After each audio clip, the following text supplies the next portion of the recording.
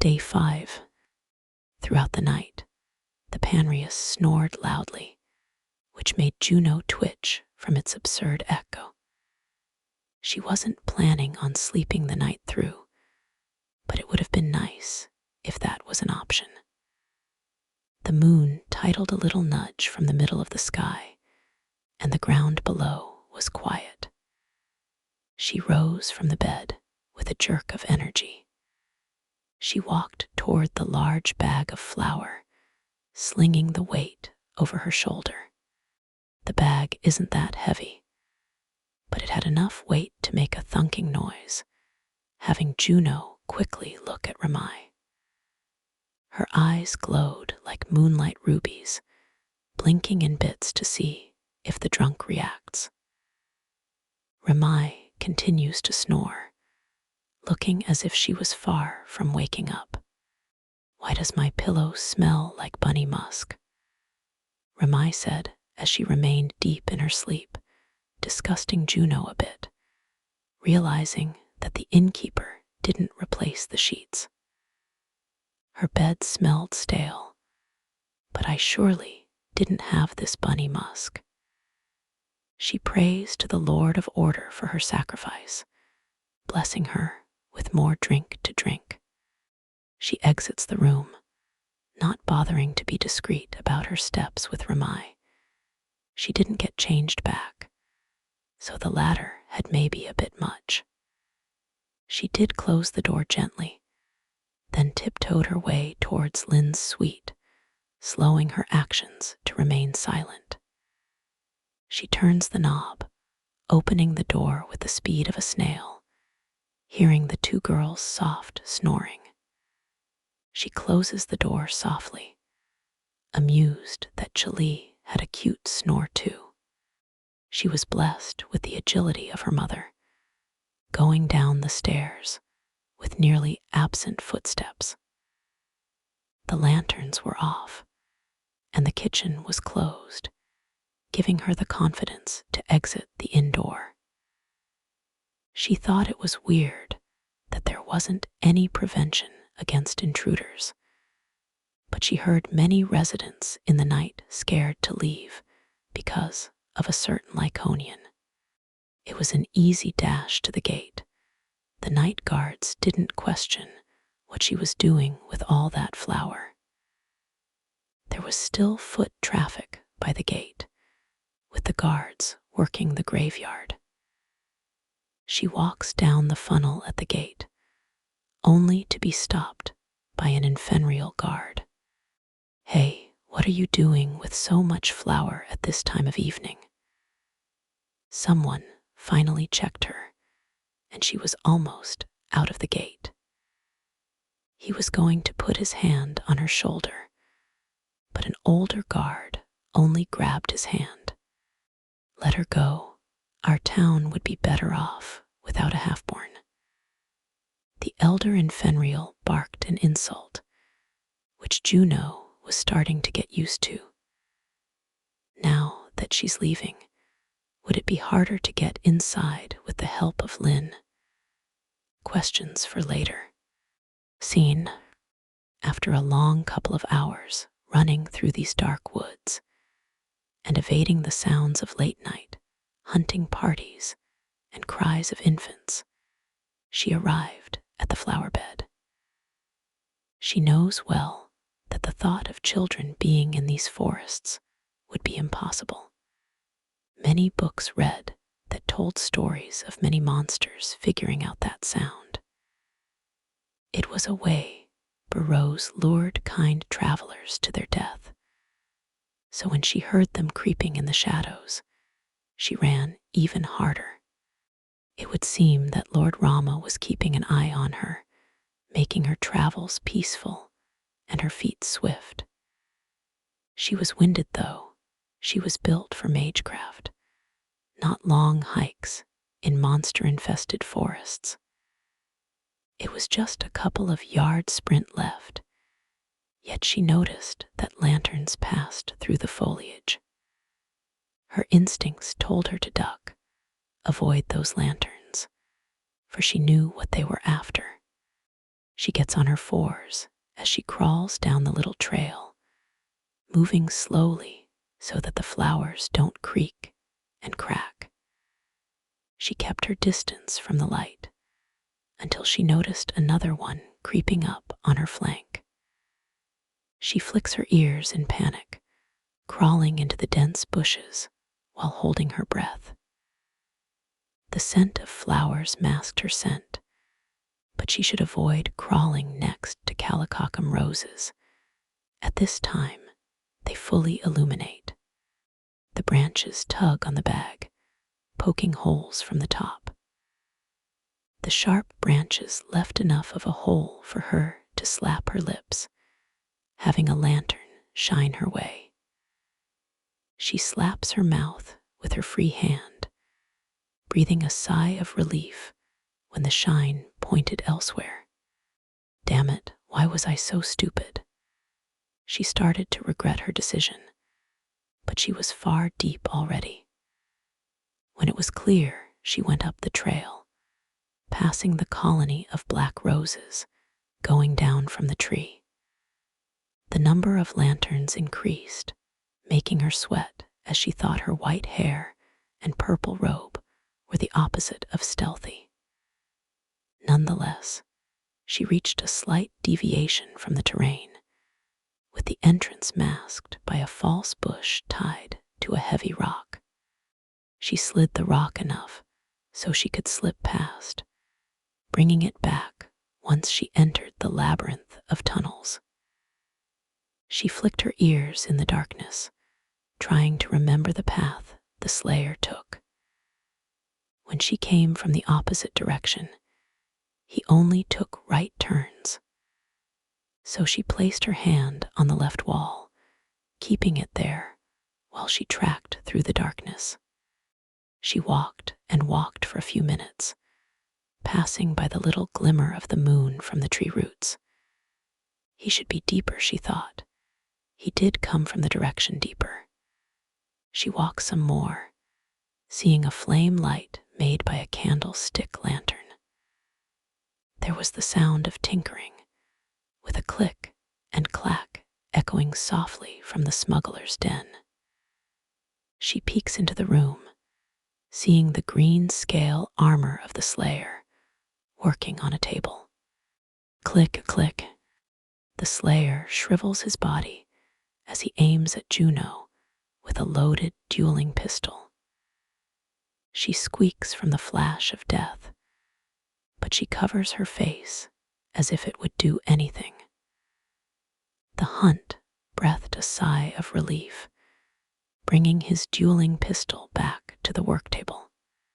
"Ah, White Rabbit, you scared me," the slayer said in a calm voice, which made Juno think he was making fun of her. He didn't see her as a threat, which kinda made her annoyed as she thumped her left foot. "You know, I have a name, if you wanted to know." Juno tried to level with the slayer, still clicking on parts of his project. She was ignored again. Why did he think she snuck down here in the first place? If he wasn't hostile, then she had no problems observing his project from his shoulder. "Sorry for not making pleasantries my primary mission. As you could see from the top, I have a lot of visitors around that seem to know where I am."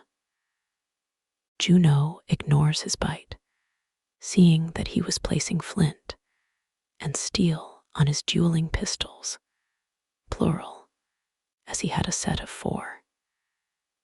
It then clicked that he was insinuating that she had a hand in the influx of hunting hunter parties. "They are not with me," she deflected, as she saw his long musket that was polished and oiled for war. The arquebus was a well-known firearm. Any blacksmith could make one with credit. But the slayer's long musket was a marvel of engineering, surprisingly more compact than any other musket, which was usually strapped onto the back of a wagon. Well, that's the problem. You might have to stay down here for the rest of the night. If you're not one of them, then you're after the bounty on them. A good reason to murder. The slayer said as he finished replacing new flints onto his dueling pistols, ready to fire on a short notice. He loads his chest holsters with the loaded pistols, moving onto the musket. Juno sighed as she realized the slayer didn't know why she was there, slinging over the 6 pounds of flour that he requested. You got the flour. Good job being a step ahead of me. The slayer puts his musket down, walking past the centerlope. She was getting impatient as this slayer was ignoring her, but he finally was digging through his backpack. He pulls out the first aid kit and passes it over to her hands. Check it, the slayer insisted, but Juno already had her fingers on the zipper, pulling it to flip the top over. Everything that she saw was in it, everything that could help Julie with her injury. She wasn't going to stay long with this awkward killer, so she was going to go the path she came from. The only problem was the dark silhouettes of a couple of men walking down the corridor. Oh no, she gasped while the slayer was fitting gourds onto his belt. He turned her direction and saw the group smacking their clubs and swords on the walls, taunting him. Juno felt that her life was in danger as she tried to summon words of power. Aradicibus fiamis. She tried to speak, only for the slayer to cover her mouth and wrap his arm around her, locking her arms. He was strong. She tried to fight off his arm, but he didn't budge. She knew that she shouldn't have trusted him as she regretted her situation. Before she could voice her discomfort, the slayer shushed her. Play along, act like a victim. The slayer whispered into her ear, which remedied her frail trust in this strange man. She panicked in his arms, bumbling her words before she could act. Help, someone please save me, she said like a true damsel in distress, making the slayer pause.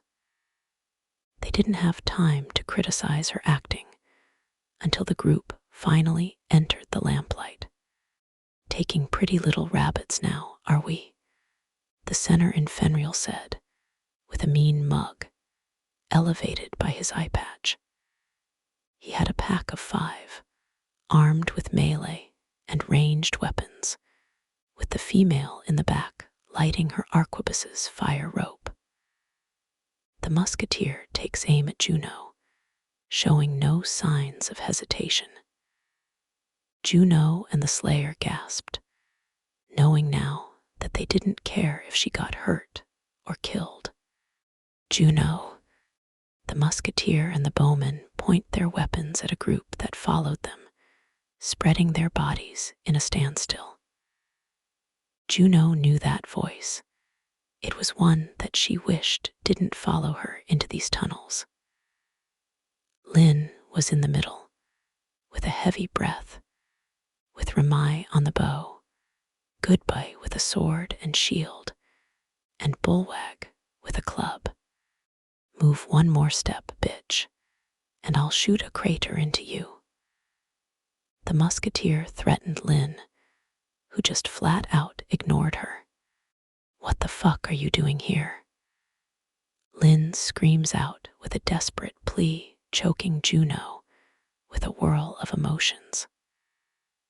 The center in Fenrir laughs at the display of the group, turning to Lynn, swirling his knife. What do you think, Tiny? Humans are shaken up with their own kind. Little half-born was eloping with a bag of flour. He taunts the misfits, having the boys snarl at his jest. The musketeer aims her arquebus at Bullwag, licking her lips with a sinister smile. This one's human too, the horned one as well. Guess we have a bunch of human fuckers in this hole. The musketeer barked, having Ramai aim her bow at the musketeer with great hostility. You point that thing at the big guy again. I'm putting an arrow between your eyes, whore. The groups were getting heated, ignoring the two most important players. Eratocibus fiames, ad solium compactum, scopum meum velut, arborum liga. Juno summons bind with the foliage above, entangling the entire infernal squad and slamming them against the walls. Fucking bitch. The hell? No. Shit, I hate mages. They all bark, clearing out the corridor as they hit the walls with a loud slam. With that, Juno taps the Slayer's arm off of her, hopping with glee towards the misfits. Yet she stops as Lynn pulls out a dagger, aiming it at Juno. Her hostility shocks the band of misfits, causing them to react negatively. Lynn, no. Please be reasonable. Lynn, Juno's our friend. For the first time since she met her, Lynn's aura scared her.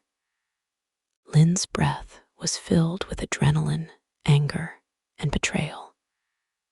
Juno was heartbroken, thinking that Lynn wasn't like this feral body. She was being foolish, she thought. She never really knew her to begin with. The hunter pulls out another pistol, aiming it both at Bullwag and Ramai. The swoosh of the dueling pistols made Juno react, getting in his way. Please don't hurt them, she pleaded as she blocked the Slayer's line of fire. So it is true, the fact that the bastard isn't hanging by any roots proves the whole story, that you don't see him as a threat. Lynn analyzed Juno's action, tempering her anger. She turned to see the whole crew looking at her dumbfounded. Their stares felt like acid to her heart, looking at her like she was a stranger, alone. Her mind was in tangles, her feet wouldn't move, and her arms couldn't express, like she was a crochet doll. Show them your bounty, Miss Juno. Make your allies know why you would go so far in helping me. The Slayer screamed at her, furious that she would close herself off when times got tough. He was right. She learned that her worth in this clan was down to her ability to be useful. Even the orc S said so. She opens her satchel, pulling out the medic kit from another world. The whole crew of misfits were shocked by the item. Even the infernals commented on the bag, while they struggled to break free. Holy Miss Moneybags. Why does filth like her find the good shit? I knew that lass was worth her weight in gold. The crew remained speechless, like they were looking at gold, now platinum. Juno looks directly at Lynn with determination, while the latter flicks her ears back with bug eyes. I got this bag for Chali. Please, Lynn, forgive me. Look inside if you don't trust my judgment. Juno insisted, while she walked towards Lynn, passing the bag over.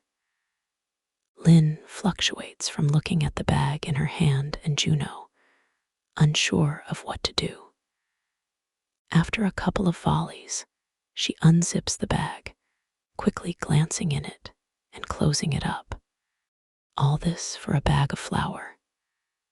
Lynn said to the hunter, sliding her head over to Juno's side, staring daggers at him. she was insinuating a more intimate form of barter, which the slayer had a faint chuckle. They call me Slayer, not Layer. Hunting and foraging are near impossible with beasts like these wall decorations. This bag of flour is worth its weight in gold. The slayer said with a side of sass, which surprised Juno, because he was being a quiet billygoat. Fuck you, the senior in Fenrir barked. Oh, he has jokes, Lynn said as she swiveled her body out of a twitch of her neck. The group followed her gaze while she reacted, seeing a shadow running in the opposite direction. That's not good, Goodboy said. Goodboy knows what no good is, Bullwag said to Goodboy, who just nodded continuously. You two are dumb, love you guys, Remai said, crossing her arms. Fuck, Lynn shouted to the ground while she rubbed her forehead. Ha, you fucking traitors to the earfolk will be hunted like game as well. Once my boy, S and girls come down too. The senior in Fenrir didn't finish his speech when a mini ball entered his cheek and exited out of his skull. All that power made his brain blow all over the musketeer as she screamed when his brains landed on one of her eyes. The entire room looked at the slayer, wiggling the smoke out of his dueling pistol. Juno was going to question the slayer, but Lynn interrupts her by pulling her tail, letting it extend all the way. The action made Juno's back twitch, making her freeze, while her brain was screaming at her. In situations like this, doesn't the triangle's time-honored tradition of deadmen tell no tales come through the limelight? The slayer said, armed with his backpack, musket sling on his back, and club strapped to his hip in a button holster. He pulls out a leaf pouch filled with gunpowder and loads his pistol, putting some on the fire pan with a click. He stuffs the leaf down the barrel and drops a ball into the barrel, pulling the ramming rod and fucking it. Sigh, they all have to die, Lynn said as a command. Goodboy stabbed the one in the middle in the guts and twisted, Lynn sticking her dagger into the man closest to her, and the slayer clocking back the hammer and blowing a crater in the Infenrial's eye socket. Remai tabs Bullwag on his shoulder as she holds his club while they lock eyes. Bullwag sighs and lets the club go, prompting Remai to slug the musketeer in the face. The first licks were haunting, the woman screaming while her face got sunken in with every bloody thunk.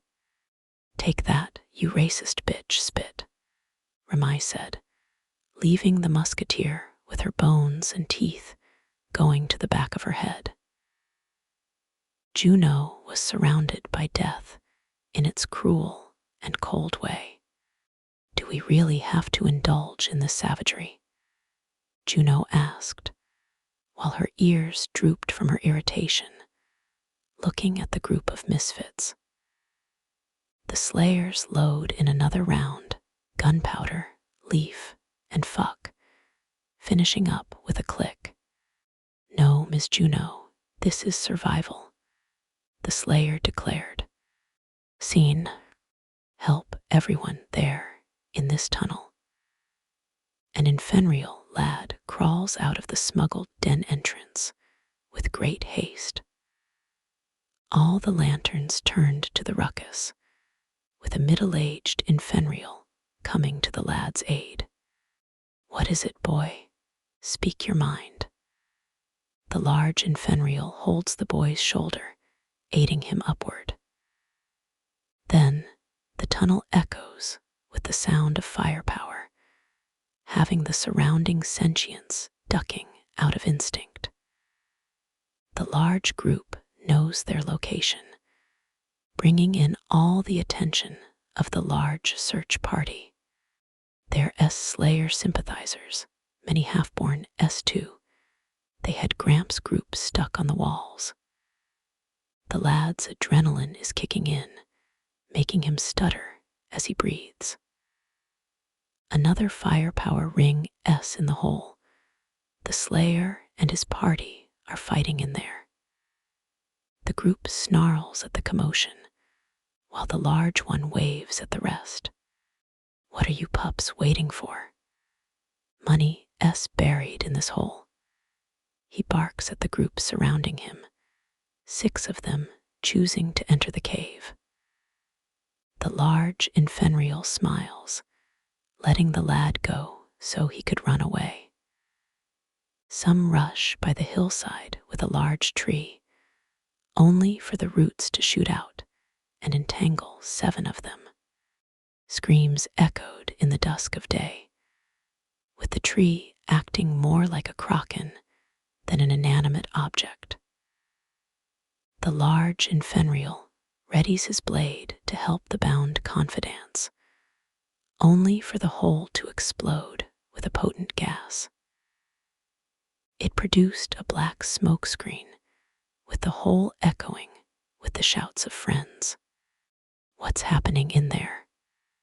The large Infenrial tries to enter the hole, only for his eyes to water and his nose to itch. He backs away when he hears the scream being silenced, with the bludgeoning squishes of his men and women's skulls.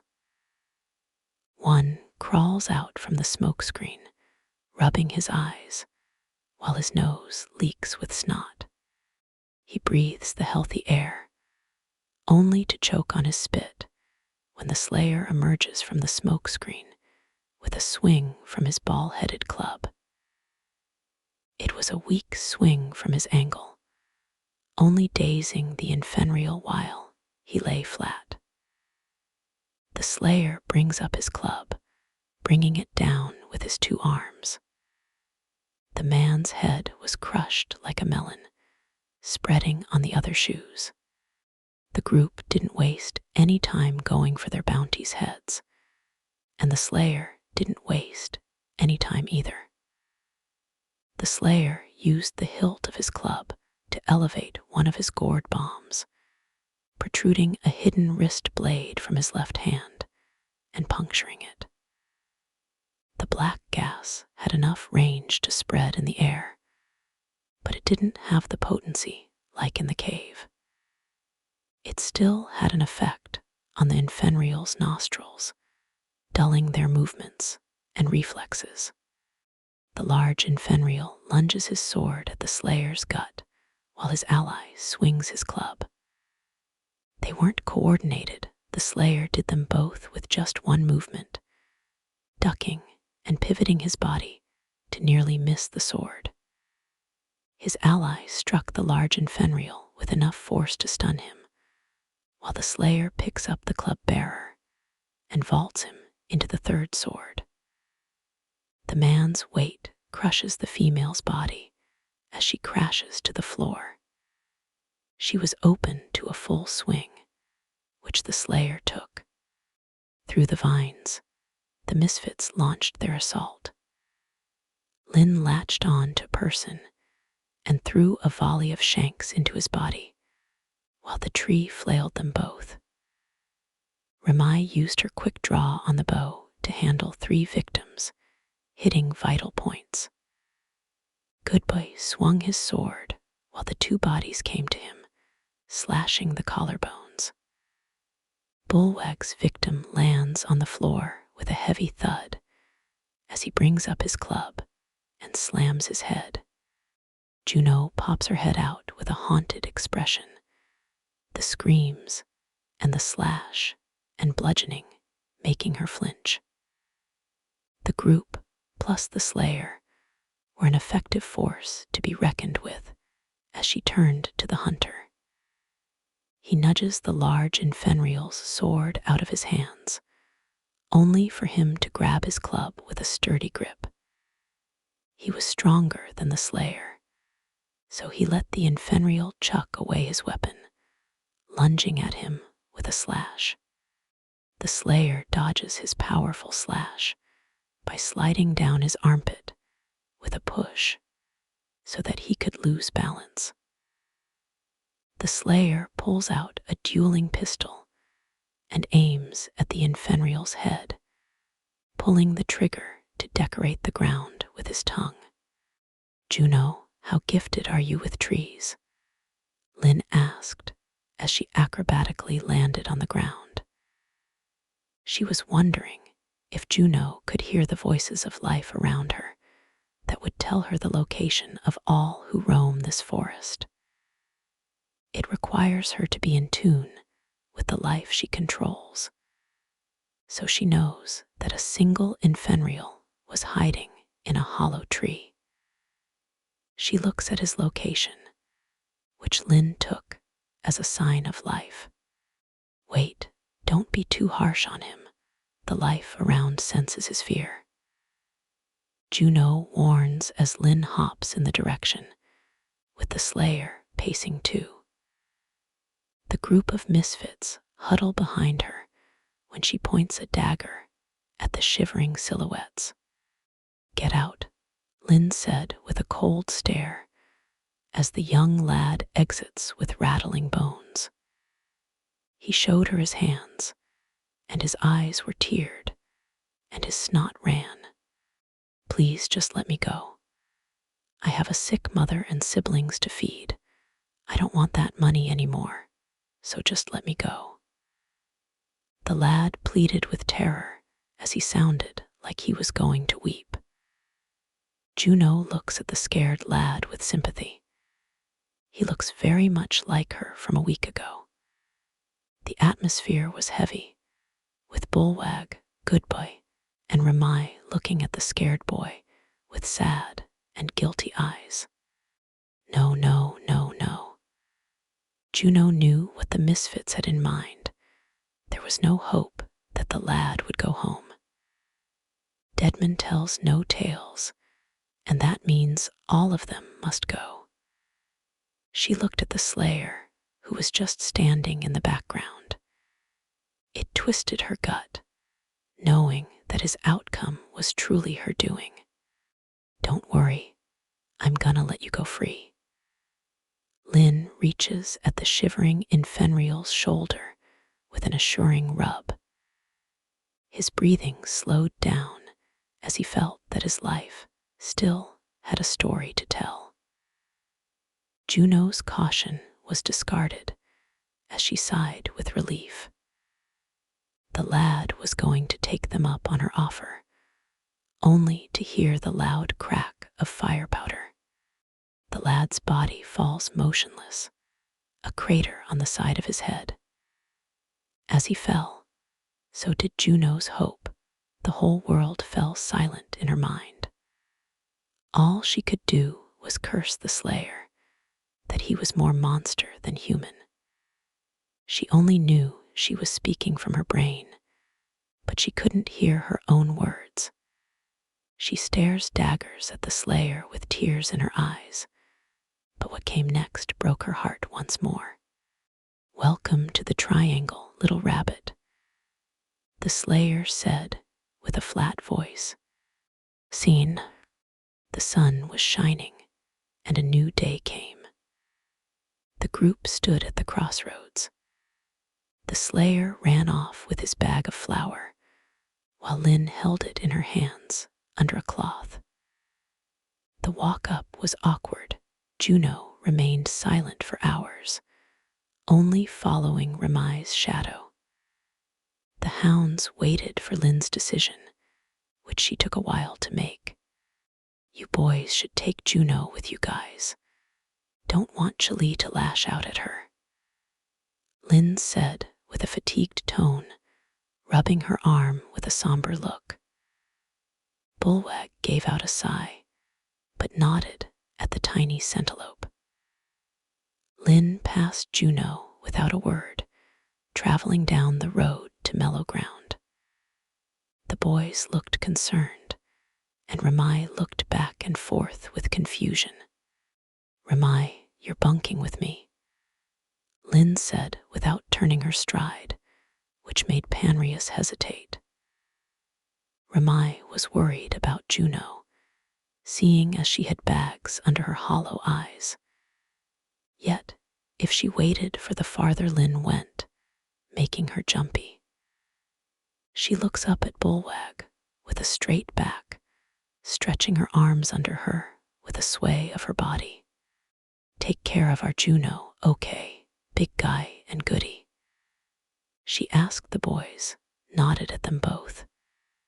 She rubbed their arms, spending a little longer on Bullwag as she turned with a sprint. She kept on looking back, but gained some steps by Lynn's side. The hounds now saw Juno, who hadn't moved an inch, looking at one another with no idea what to do. Bullwag walks by Juno and wraps his arms around her. "Come on, Juno, let's walk to camp." Scene. "What are you, stupid Finn? Why would you leave swords out of the wagon?" Finn barks at his brother, who was just eating a bundle of berries as he lay on a log. Finn hums to get on his brother's nerves, wiggling his fingers to add more fuel. "Stop ignoring me, you foxy bastard," Finn said as he slapped Fenn's berries out of his clutches. Fenn then grabs his brother's collar and starts wailing on his face with brotherly blows, not enough to bruise him.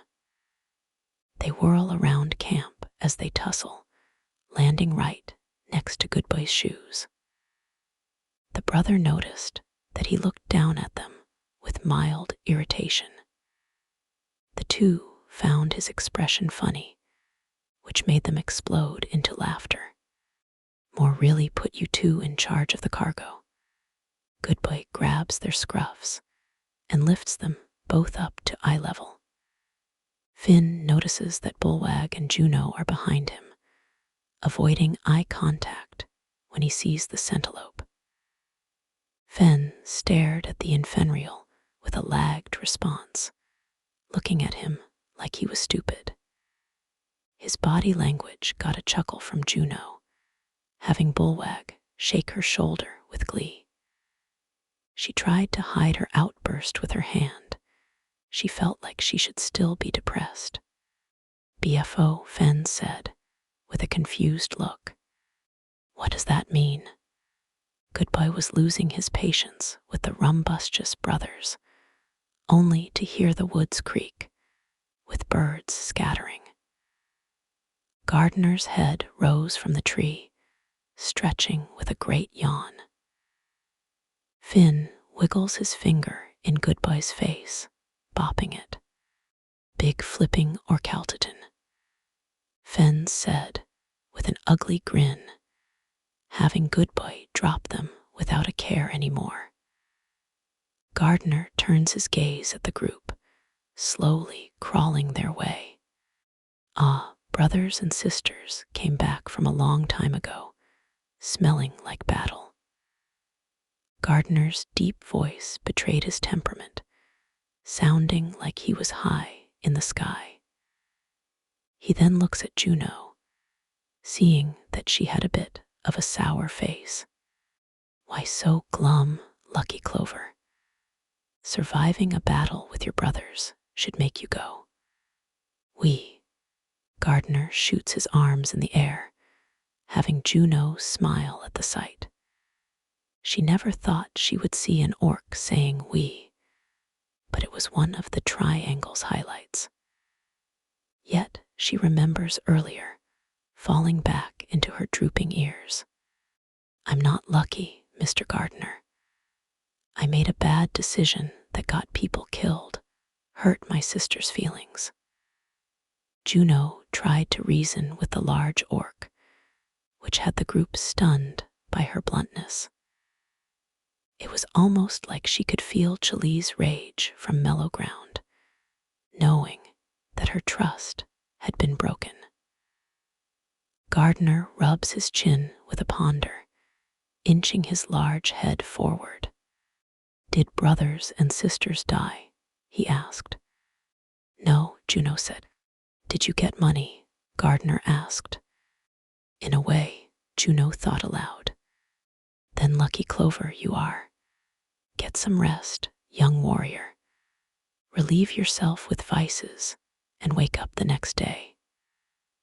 Gardener waved his finger at her while he yawned and lay on the floor to go back to sleep. Fen looks at Juno with excitement, with his mouth wide open and tail swaying. Gardener just told Juno to go party. Fen hollered out, having the rest of the crew howl. Juno was caught off guard by the single brain cell they all shared a moment ago. They were fighting. Bullwag lets go of Juno. Bringing his hands to a T, the howls stopped as the three gave him their attention. Fellas, Juno's a girl, Bullwag said with an emphasis on the girl. She already felt out of place with the group, but when pointed out, she became bashful. Fen looks at her with a grin, changing from her neck, legs, and curves. She cradles her body from the male's gaze, which was nothing but mischief.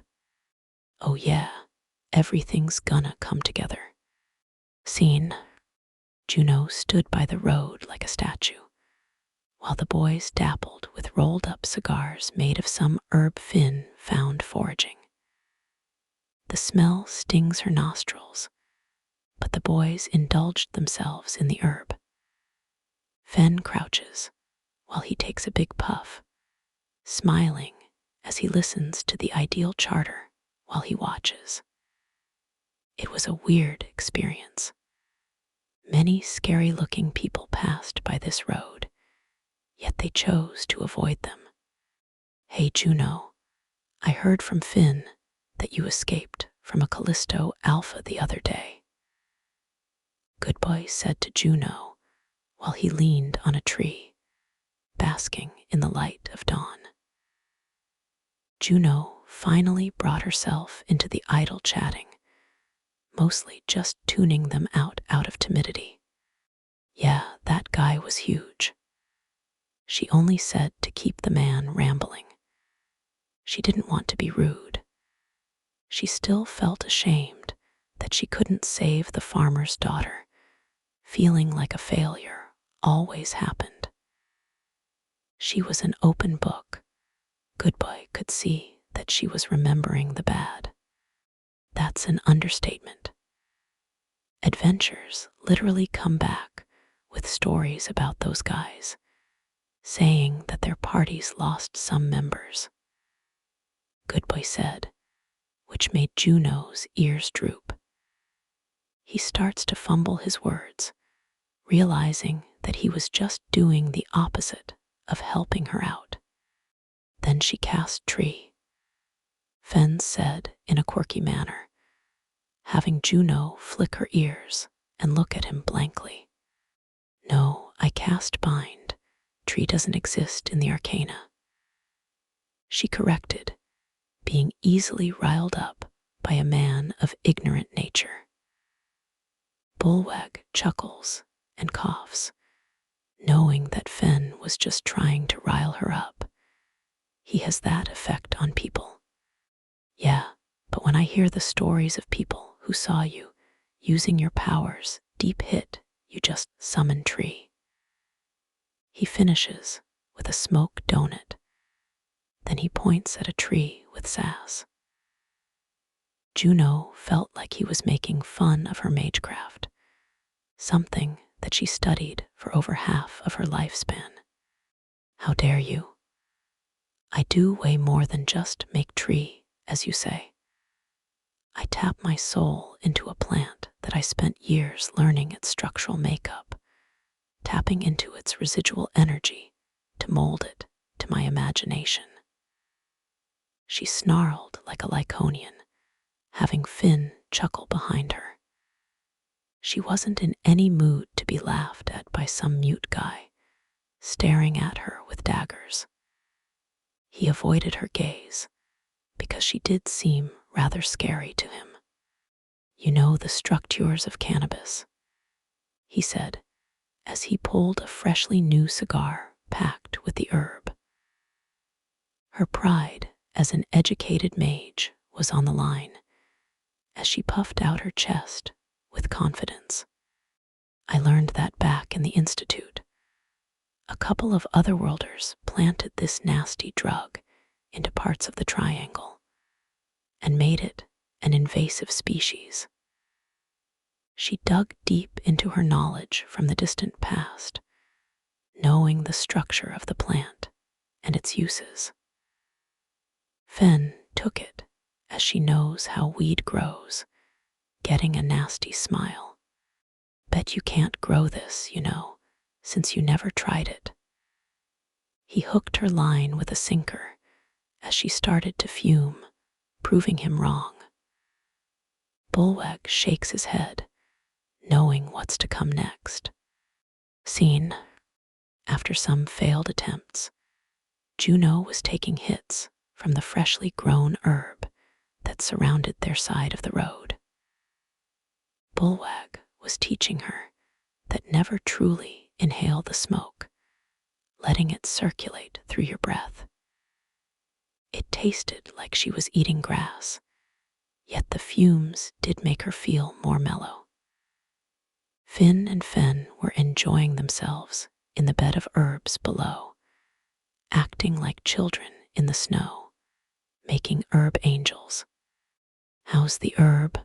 Bullweg said as he smoked next to Juno, with the latter still coughing because her body wasn't accustomed to the substance yet. She shook her head as she felt a little guilt from ever tasting the herb.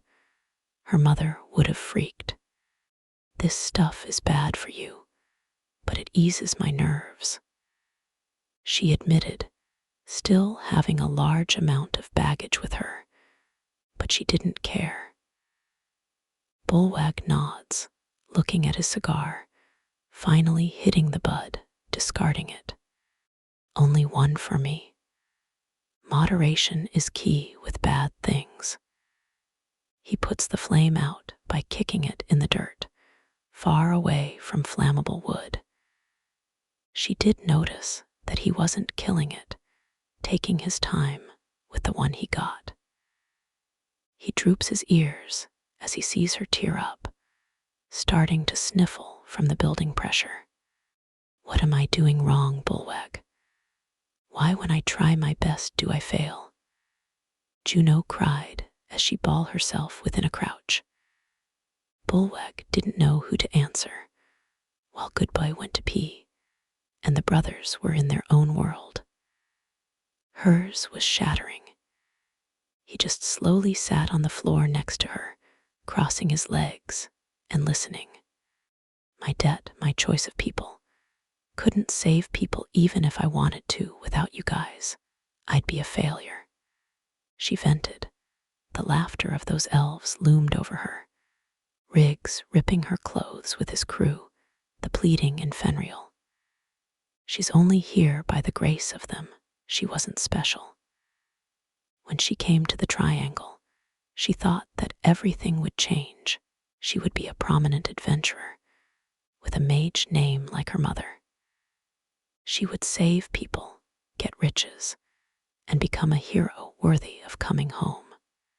"In my eyes, you're the best of us, Juno," Bullweg said, which had Juno flick her ears in surprise. She shook her head, disagreeing with his claim.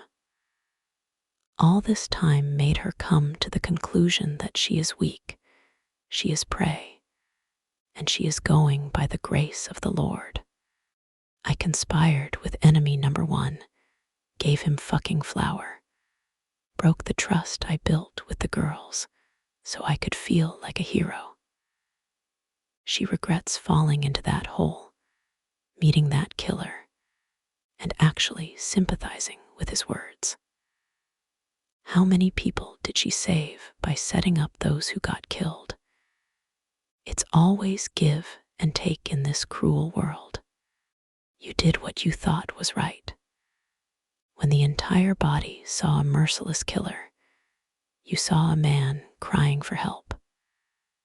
People of the triangle learn quickly to steal from others, kill them for loot, and cast mistrust on those who are different.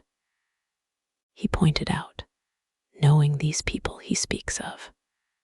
Lynn didn't even talk to me. She just blew me off like I betrayed her. She knew that Lynn wasn't the only factor. She stayed silent through the long walk back. Lynn changed when the slayer took that innocent life, looking at her like a stranger. What did she do wrong?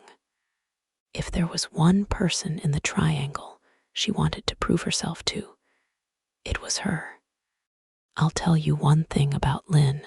She gets scared of people that make her feel inferior. Bullwag told her, which didn't make sense to her. How can Lynn be inferior to her? She was confident. She took charge. She stood next to titans like equals. You remind her of Hayes, I assume, Bullwag pointed out, whetting Juno's curiosity. She rubs her eyes clean, staring at him to tell a bit of the story. He looked around to see if the boogie women were around, knowing full well that Lynn would have his ass if she knew. Hayes was a mage, like you, coming from some fancy pants school in Grispaw. He was airheaded, a very smart man, but seemed to never notice when his life was in danger. The orcs found him caged up at a rival orc den, acting as their entertainment with his water magic. No matter what adventures we had with him, he would always stop what he was doing and help less fortunate people. I can tell you now that Lynn was nothing more than a bitch back then. That's why Chili respects her so much. She would steal, kill, and make examples of those who crossed the Moor clan, acting as Sicklei's enforcer before Chili. From the start, she hated him, bullied him, and belittled everything he stood for, but he never changed. She started to avoid him months later, but she was the only Centilope in our clan, so he found some kinship with her.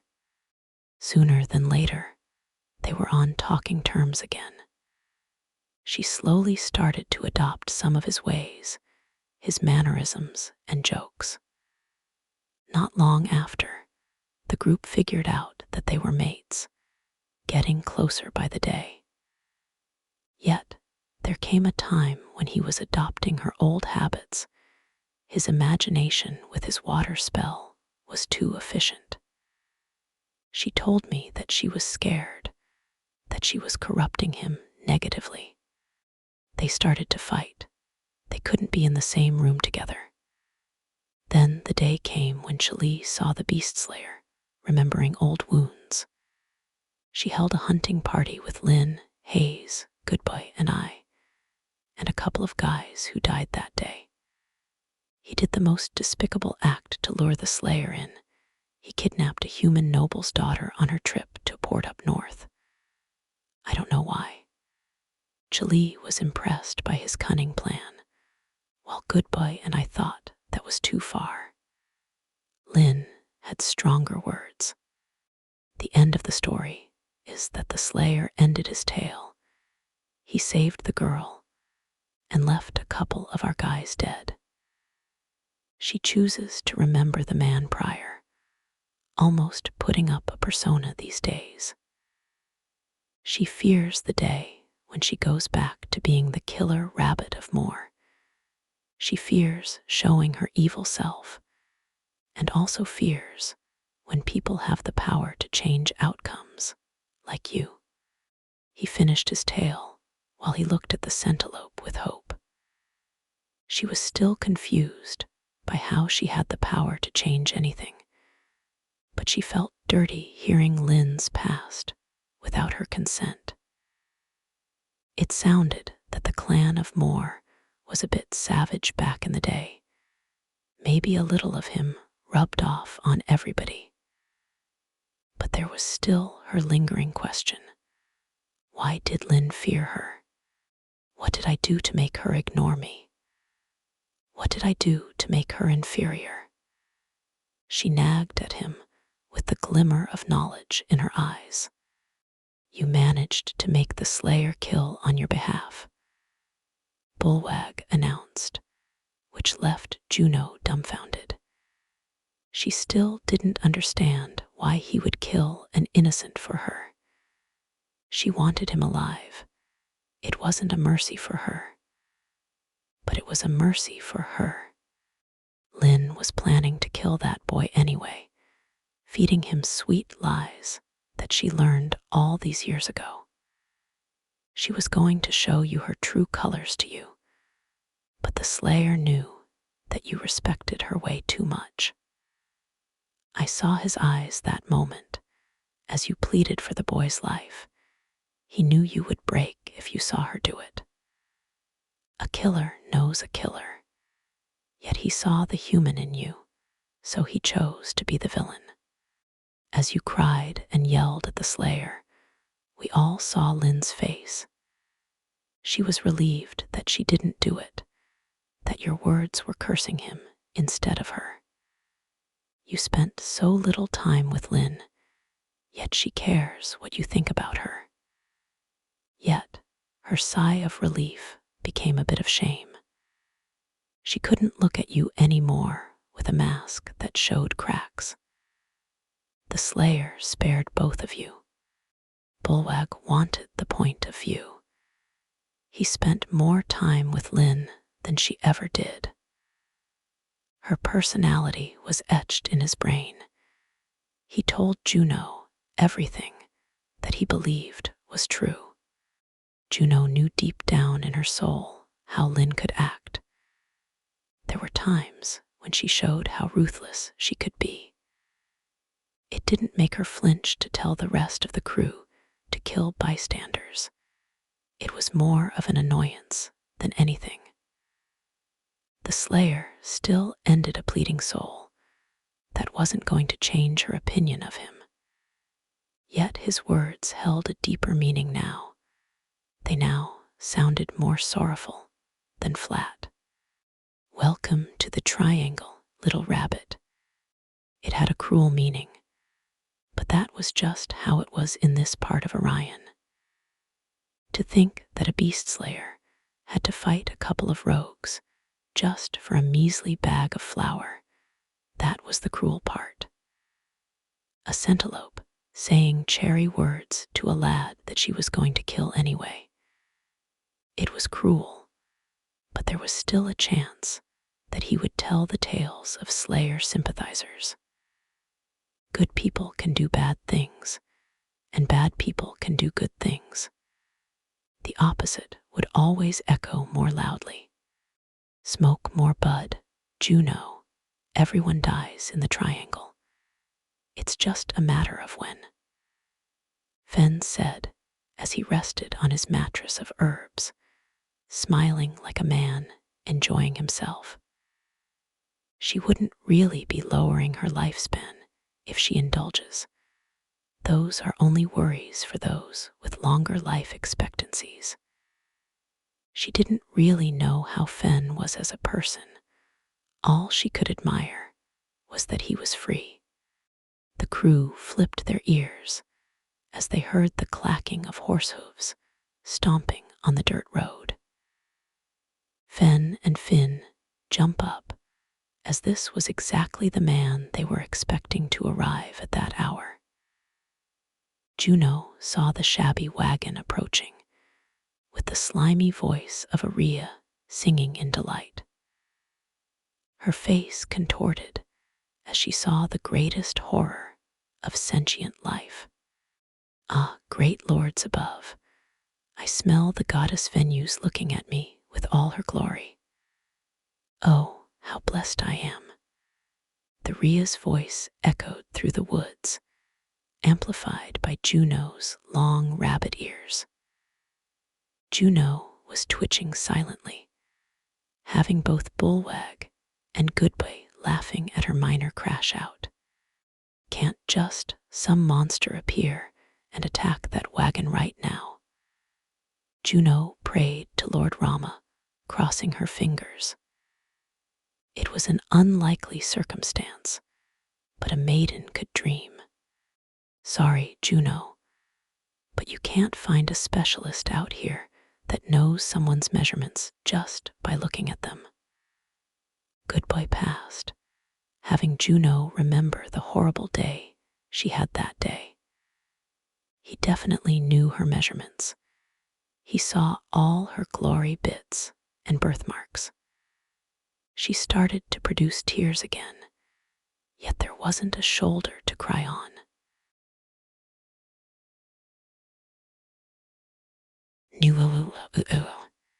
Scene. It was busy after tomorrow. The trip to the east of Mellow Ground took roughly the whole day. The sight of a well-maintained castle fortress amazed her as she carried her feminine clothes. It was a little hard to breathe with the bandages binding her chest and rear. She was just happy that she relieved herself before. The boys had to rub their man parts on ripped clothing and stuff it down her trousers to fill in the gaps of a fertile female. She stank like a male, which was the whole point of her more masculine disguise. The trip over had the boys singing praise to the community they were heading to. The Wall of Fangs was a paradise for smugglers, ruffians, and adventurers, run by Demona Razorfang. She was the queen in her castle, splitting from the Razorfang faction and creating her own pack. Lyconian and Infenrial women were treated like equals in these parts, but little half-born rabbits would only be seen as quick entertainment.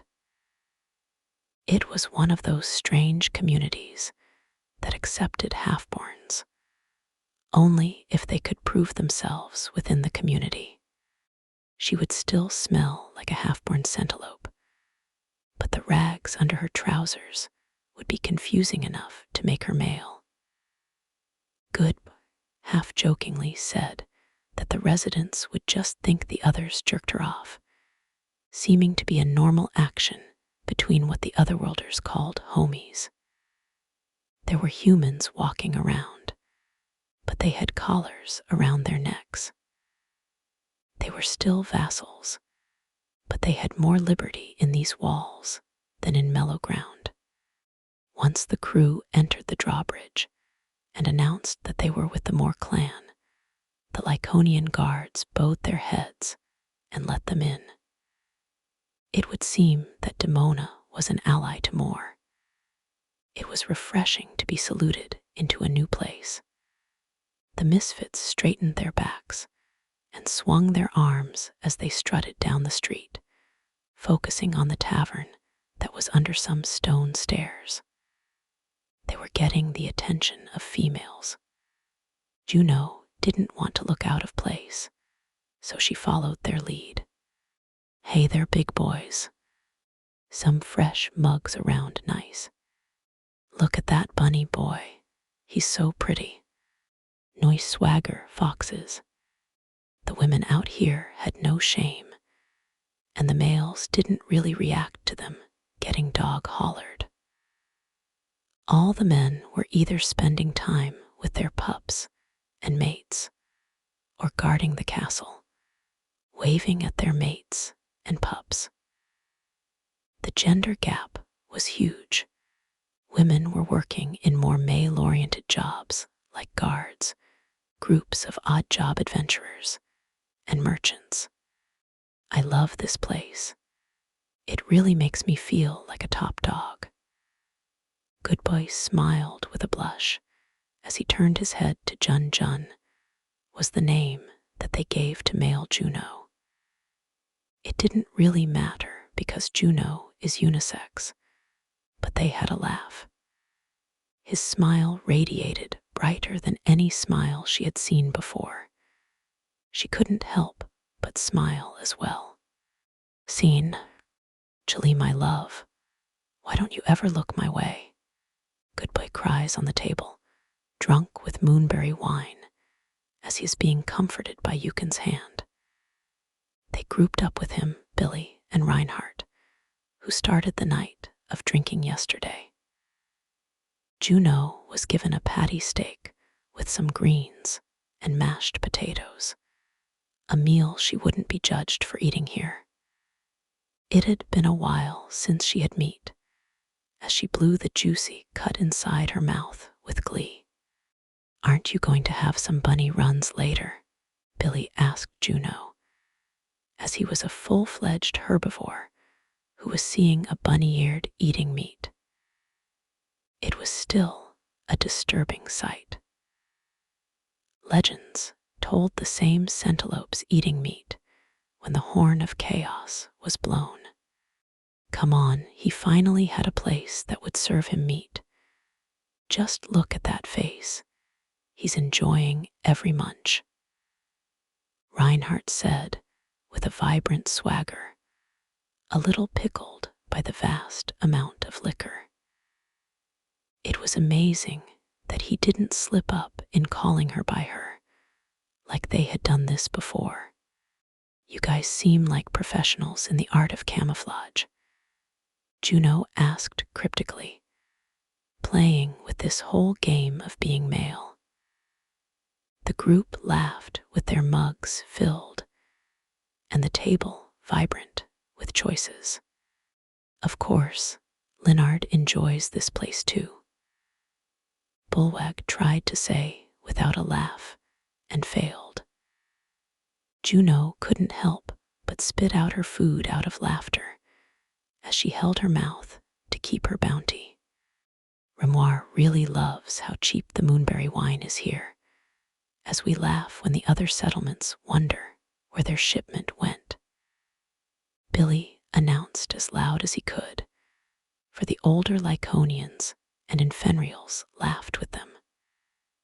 It was true that the wine was a mere 4 coppers, but if the other settlements couldn't defend their shipments well, then they would be lost in transit. The atmosphere was rowdy, but there was another male that she pondered. What's his name, Mocha Matcha? Juno was really feeling this conversation. Their giggles were infectious. Reinhardt giggles into his mug, then he leans on his chair. Oh, you mean my Machi. She's not allowed to, the hounds bark at her every time. He insinuated that she refused to play the game. It was very unhygienic, and Sithkatul are famous for loving cleanliness. Finn was nudging his brother with a goofy expression, causing them to cackle like foxes. Goodboy was still the emotional drunk of the party, slightly agitating Reinhardt. Come on, Goodboy. There are a bunch of females in this castle, and Chali is just one Lyconian. Reinhardt pokes his finger at a group of female adventurers, waving at Goodboy. He blushes from their sight, pulling out his seat and walking to them. The Infenrial women laughed at his wobbling trout, like a man that found heaven. Come on, Bullwag. They are looking at you too. Yukin nudges Bullwag, who was deep into his roasted pork and drink. He was caught off guard, but he resigned and continued his meal with a pass.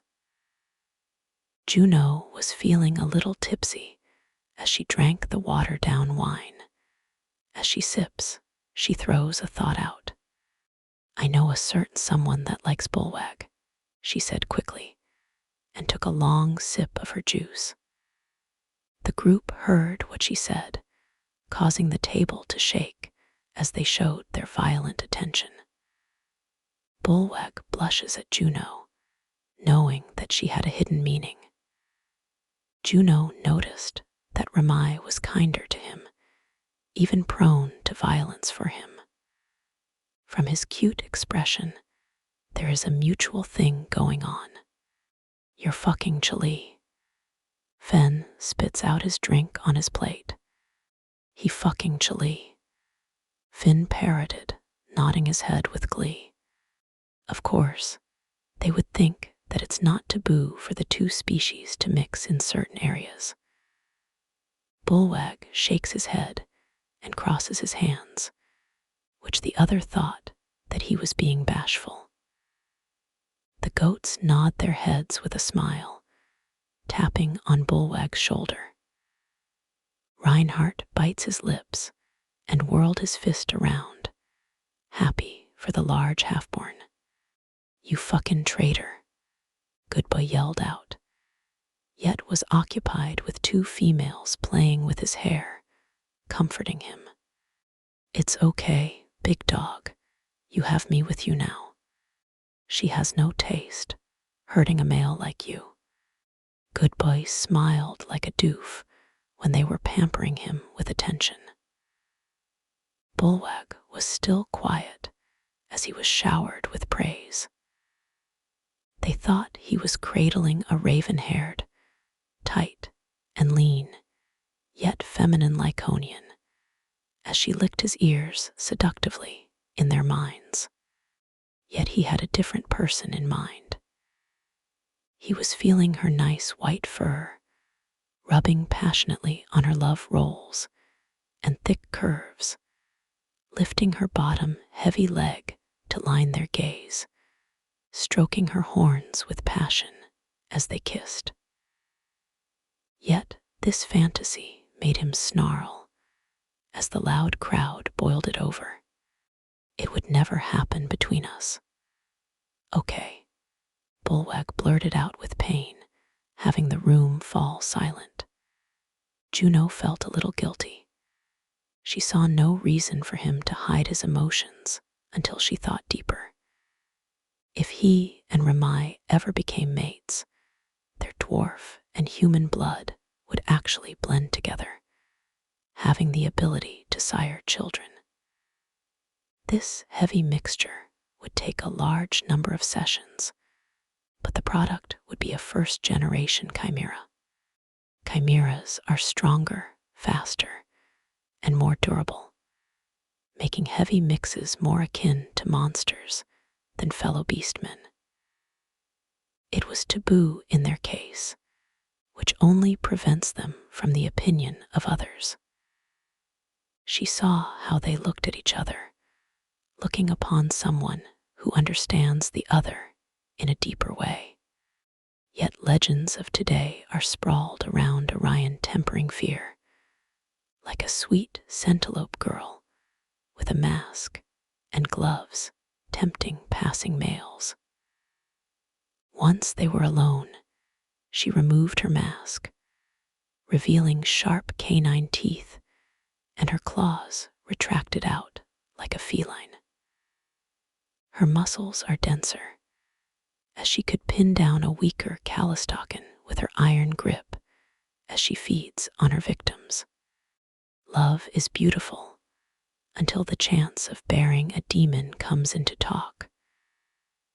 Bullwag understands this well, pushing his feelings down while they interact.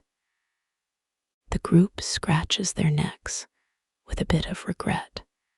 They didn't want to hurt his feelings. "Come on, man. You would be a good catch for that stubborn Lyconian." But saying it would never happen is just a buzzkill. "You should really build up your confidence, man," Reinhardt said in a way to support his friend, which Bullwag reluctantly accepted with a nod. she caused this misinformation, so she felt like she was responsible. She was a male, so she thought of male thoughts to help change the conversation. So if it had nothing to do with species and was only for pleasure, who from the clan of Moore would you guys? Juno didn't finish her sentence as the group answered unanimously. Lynn. I pick Lynn too, Goodboy said in the background. The council spoke while they silently ate and sipped on their vices. Juno was lost for words. She only said it as a joke, but they answered with such confidence. You don't understand, Jun. Lynn is a Mainator. We pass by every town that has a playboy rabbit around. He either runs from her anger or offers her flowers the next day, confessing his love. Billy told Juno in a whisper, as if this were only a trade secret. You know how good Boo Tang has to be for some centelope male that's swimming in females to submit like that, Reinhardt said casually, as Finn slabs his chest softly. Finn was trying to get his attention as he was pointing at Juno, who wasn't amused. He forgot that he was talking to a female, which caused him to laugh awkwardly. Sorry, Reinhardt said with a rub on his neck, bowing down for an apology. The bystanders took their story out of context, as a group of males said that they would sleep with a poor centelope male's girl. It sounded to them that Juno was the next in line of suitors, but would get his heart broken later. Poor little rabbit. A cute thing like him should have an honest mate. It's just the way of the centelope. You don't have her heart. It's only your turn. He smells like the others at the table. Do you think they get freaky too? I heard those boys are doing nasty stuff with their smaller members. It smells like he had the majority. He might be an impressive specimen down there if males are curiously fooling around. What are you talking about? Cute rabbit boy might have a bunny breaking cock. That's why his mate is looking for other suitors. I mean, if it doesn't fit, then I would like a whirl. Oh my lord, you're naughty. Preach, sister. The gossip took a dark turn as the group laughed. Juno blushed as the females joked around that she had a large rod. Reinhardt waves the men down so that they would lean in for what he had to say. Juno was part of this discussion, so Bullweg grabbed her neck with his arm and brought her in. So, fellas, we got a gig that would line our pockets in silver, straight from Demona herself. Reinhardt told the group that was in the dark, getting pleased hollers. Money did sound good to Juno, so she flicks her ears for the story. Yeah, there's a Grispo refugee camp a couple of miles up the near mountains, and Demona has been shipping supplies their way and needs manpower. Billy followed the story up, which tickled the group's ribs. It sounded noble for this Demona to be giving out aid, but why were there refugees up on those mountains? Reinhardt knew that was the next question, waving his brother to hold. There was a power struggle between two factions of Infenrials up there, and the surrounding nations just put all their homeless on a boat to the Triangle. Reinhardt kept it quick. The details weren't the important part. Juno shakes her head, annoyed that innocence would just be brought to some dangerous continent. Get this, 20 silver a day for a week per able-bodied person. We only need to load the wagons, distribute the goods, and look mean in transit. Reinhardt was hopping in his seat. The group treated this as a favored job. It didn't require them to look for danger, and one could live with this money. Housing, showers, and meals included. Yukin added, which made the group celebrate with a toast.